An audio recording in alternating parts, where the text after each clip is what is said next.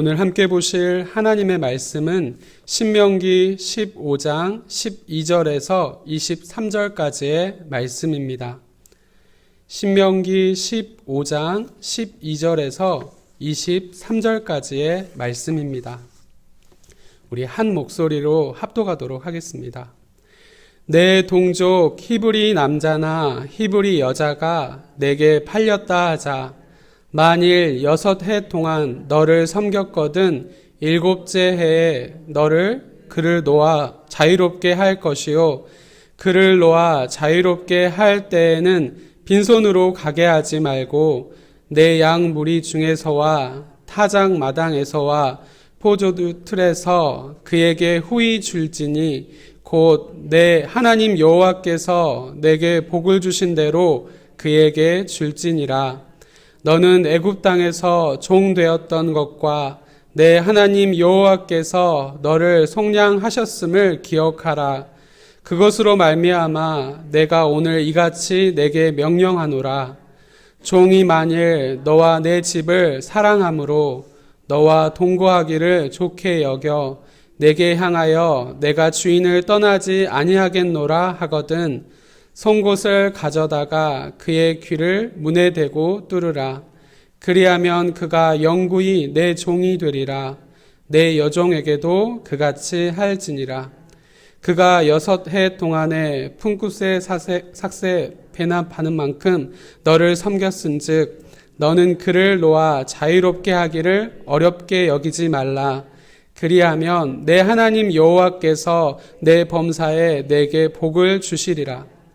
내 소와 양의 처음 난 수컷은 구별하여 내 하나님 여호와께 드릴 것이니 내 소의 첫 새끼는 부리지 말고 내 양의 첫 새끼의 털은 깎지 말고 너와 내 가족은 매년 여호와께서 택하신 곳 내 하나님 여호와 앞에서 먹을지니라. 그러나 그 짐승이 흠이 있어서 절기나 눈이 멀었거나 혹은 흠이 있으면 내 하나님 여호와께 잡아들이지 못할지니 내 성중에서 먹되 부정한 자나 정한 자가 다 같이 먹기를 노루와 사슴을 먹음같이 할 것이요 오직 피는 먹지 말고 물같이 땅에 쏟을지니라. 아멘. 세상 모든 부모의 마음은 한결같습니다. 자녀가 잘 되기를 바랍니다. 세상에서 인정받길 바라며 사랑받길 원합니다. 하지만 모든 자녀들이 부모의 기대대로, 바람대로 살아갈 수는 없습니다. 잘 살아가는 자녀들이 있는 만큼 어렵게 생활하는 자녀들도 있습니다. 그렇다면 부모의 마음은 어디로 향할까요? 그렇습니다. 어려운 자녀에게 더 마음이 갑니다. 부모로서 도움이 될 수 있는 것을 찾고 조금이라도 힘이 되어주려고 애씁니다. 그것이 부모님의 한결같은 마음입니다. 하나님의 마음도 이와 다르지 않습니다.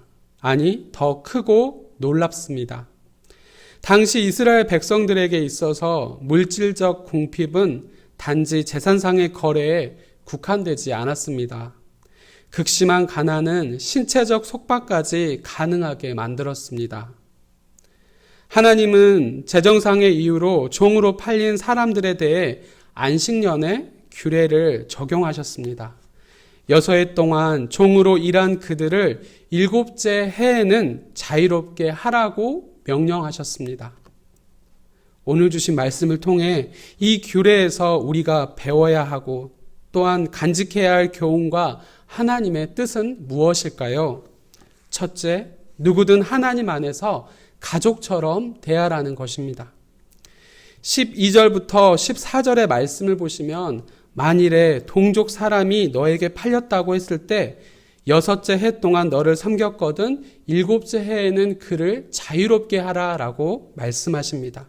그리고 그를 자유롭게 할 때에는 반드시 빈손으로 보내지 않고 후하게 주라라고 말씀을 하십니다.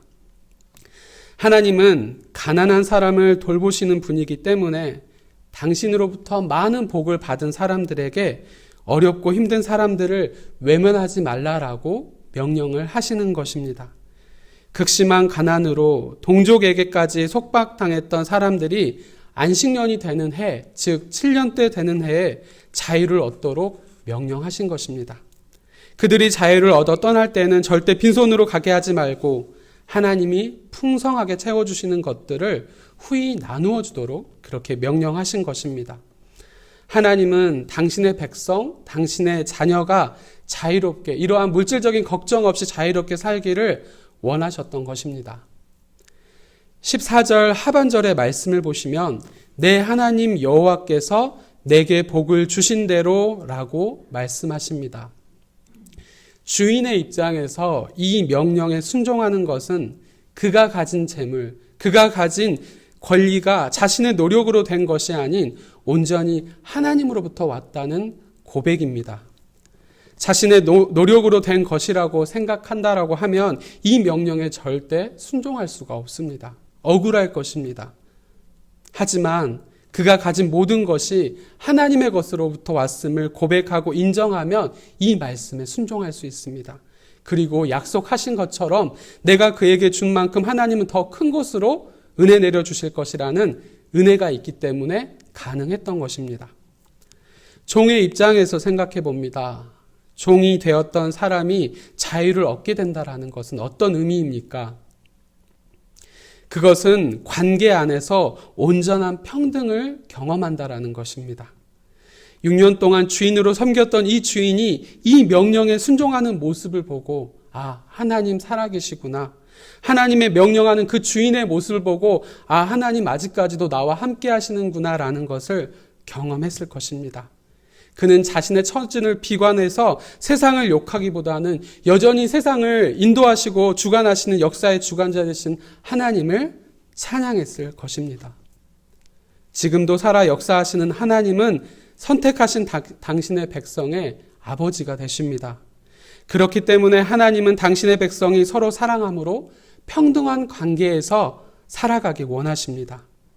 하나님의 이러한 기대가 이처럼 안식년 규례를 통해 구체적으로 드러나는 것입니다. 하나님은 오늘 우리에게도 성도된 우리에게도 남이 아닌 타인이 아닌 한 가족처럼 평등하게 살아가시길 원하십니다. 둘째, 속량해 주신 은혜를 기억하라는 의미입니다. 15절의 말씀을 보시면 너는 애굽 땅에서 종 되었던 것과 내 하나님 여호와께서 너를 속량하셨음을 기억하라.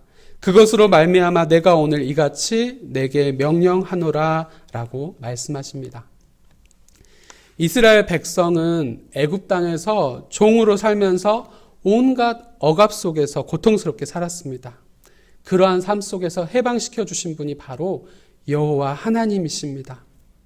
하나님은 이스라엘에게 그들을 속량해 주신 하나님의 은혜를 기억하라라고 명령하시는 것입니다. 그들이 하나님의 은혜로 자유를 얻었다라고 한다라면 가난 때문에 종이 된 하나님의 백성에게 자유를 드는 것은 너무나 마땅한 일이라고 그렇게 말씀하십니다. 이렇듯 다른 사람을 조건 없이 사랑하고 관대함을 베풀어야 한다라는 하나님의 이 명령은 하나님께서 이미 우리에게 베푸신 은혜가 있기 때문에 가능한 것입니다. 19절의 말씀을 보시면 내 소와 양의 처음 난 수컷은 구별하여 내 하나님 여호와께 드릴 것이니 라고 말씀합니다. 즉 맏배, 즉 처음 난 짐승의 새끼를 구별하여 하나님께 드리는 규례를 말씀하고 있습니다. 이는 6월절에 이스라엘 백성의 장남과 짐승의 맏배를 지켜주신 사건을 반드시 기억하라는 말씀입니다. 이스라엘이 종에서 벗어나 자유민이 되었던 것처럼 하나님은 죄의 사슬에 묶인 우리에게도 자유를 주셨습니다. 바로 예수 그리스도를 이 땅에 보내주시고 저 높은 십자가 위에 매어 달리면서 그 귀한 보혈의 피를 흘리게 하신 사건입니다. 죄의 종노릇하며 사망의 두려움에 떨며 살던 우리에게 죄사함의 은혜를 주시고 우리를 죄의 형벌로부터 그 사건을 통해 자유롭게 해 주신 것입니다. 하나님은 언제나 우리에게 이 사실을 기억하라라고 말씀하십니다. 만약 우리가 먼저 받은 하나님의 관용을 잊어버린다면 우리가 남들에게 베풀어야 할 그 관용이 너무나 억울하게 느껴질 것입니다. 하지만 우리가 하나님의 은혜를 기억할 때, 하나님께서 우리에게 베풀어 주신 그 은혜를 기억할 때 하나님의 명령에 순종하여 다른 이들에게 하나님의 은혜를 베푸는 것이 절대 아깝지 않게 느껴질 것입니다. 우리 가까이에는 우리를 공경에 빠뜨리고 상처를 준 사람들이 분명 있습니다. 그들에게 우리의 따뜻한 용서와 관대함이 필요합니다. 그것이 어떻게 가능할까요? 그것은 일평생 살아오면서 하나님께 받은 것을 기억할 때 가능합니다. 하나님께서 내게 주신 그 은혜에 감사할 때 가능한 것입니다. 사랑하는 성도 여러분, 우리가 삶을 살아가면서 다른 사람들과 맺는 관계는 곧 내가 하나님과 갖는 관계를 보여주는 거울이라고 했습니다. 구원의 은혜를 기억하는 사람은 다른 사람에게도 동일한 은혜를 베풀 수가 있습니다. 따라서 관계 안에 생긴 문제를 해결하는 방법은 먼저 하나님과의 맺은 관계를 새롭게 되새기는 것입니다. 내가 하나님께 받은 은혜를 기억하고 감사드릴 때 뒤틀린 관계도 하나님께서 해결해 주시는 것입니다. 바라기는 오늘 하루 삶의 자리에서 만나게 해주실 사람들과의 관계, 성도들과의 관계를 돌아볼 수 있길 바랍니다. 관계의 단절이나 깨어짐을 경험하고 있다면 먼저 하나님을 향한 나의 마음을 점검해 볼 수 있기를 바랍니다. 그리고 나서 하나님께서 내게 주신 선물로 주신 이웃과의 관계를 새롭게 만들어갈 수 있기를 바랍니다. 이를 통해 하나님이 우리에게 주신 은혜가 우리의 모습을 통해 가정과 이웃, 직장과 지역, 사회로 전달될 수 있기를 간절히 소망합니다. 기도하겠습니다. 우리의 삶에 늘 넘치는 사랑과 충만한 은혜로 채워주시는 아버지 하나님, 이른 새벽부터 하나님의 성소로 불러주시고 어려운 환경 가운데서도 이렇게 성전에 함께 모여 예배드릴 수 있도록 인도하여 주시니 너무나 감사합니다. 오늘 본문 말씀을 통해 가난한 사람들을 돌보시는 하나님을 새로이 알게 하시고 다양한 모습의 세상 가운데에도 하나님 안에서 한 가족임을 깨닫게 하시니 감사합니다. 7년마다 반복되는 안식년 규례를 통해 가난의 속박으로부터 자유하길 바라시는 아버지 하나님, 이스라엘이 애굽에서 구원하신 하나님의 은혜를 기억하며 가난한 이웃과 속박된 종의 굴레에서 이웃을 자유롭게 했던 것처럼 우리도 십자가의 사건을 통해 우리를 구원하신 예수님을 생각하며 아직도 주님을 알지 못하는 이웃들에게, 형제들에게 복음을 전할 수 있게 하옵소서. 우리를 구원해 주시기 위해 조롱과 비웃음까지도 감내하시고 골고다 언덕에 오르시며 십자가의 그 높은 곳에서 우리를 불쌍히 여기시며 그 보혈의 피를 온전히 쏟아주신 예수님을 기억하며 그분의 마음을 생각하며 오늘 하루 우리를 아프게 하고 상처 준 사람들까지도 용서하고 품을 수 있는 마음을 허락하여 주옵소서. 그리하여 그 은혜가 우리를 통해 세상 속으로 흘러넘쳐 하나님을 알게 되는 은혜가 있게 하옵소서. 주의 사자 담임 목사님을 택하여 주셔서 행복한 교회를 건강하게 이끌어가게 하시니 감사합니다. 회복의 과정을 통해 경험하셨던 하나님의 은혜와 사랑을 선포하시는 말씀을 통해 온 교우가 누리며 감사하게 하옵소서.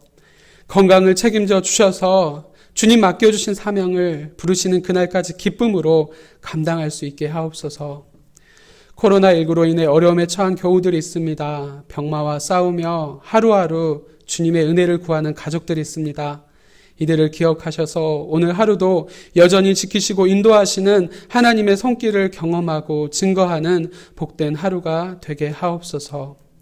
내일은 어버이 주일로 예배를 드립니다. 우리를 낳아주시고 길러주시며 믿음의 유산을 허락하셔서 이곳에 있게 하신 부모님의 은혜를 기억하는 한 주가 되게 하시고 믿음을 물려주시지 못했어도 힘든 세상 속에서 지켜주시고 바르게 기르시고자 애쓰신 부모님들의 은혜를 기억하고 감사하는 한 주의 삶이 되게 하옵소서. 지금은 길이요 진리요 생명이요 부활이신 우리 구주 예수 그리스도의 은혜와 예수 그리스도를 통해 우리에게 영원한 생명을 주신 하나님 아버지의 크신 사랑하심과 우리가 이 땅에 살면서 예수님을 믿게 하시고 그 신앙 고백으로 이 이른 새벽에 나와 예배하게 하시는 성령님의 함께 하심과 교통하심이 오늘 하루도 예수 그리스도와 십자가 사건을 통해 우리를 속량해 주신 하나님의 은혜를 기억하며 각자의 삶 가운데서 만나게 하실 사람들을 가족처럼 사랑하고 섬기며 하나님의 은혜를 나누고자 바라고 소망하고 결단하는 사랑하는 우리 성도들과 그 가정과 생업 위에 우리 교회와 민족과 저 북한에 있는 동포들과 지금도 해외에 나가서 선교하시는 선교사님들과 그 가정과 사역 위에 학업과 취업, 결혼을 준비하며 매일 도전 속에 믿음으로 담대히 나아가려고 애쓰는 청년들 위해 이제로부터 영원토록 함께 하시기를 간절히 축원하옵나이다. 아멘.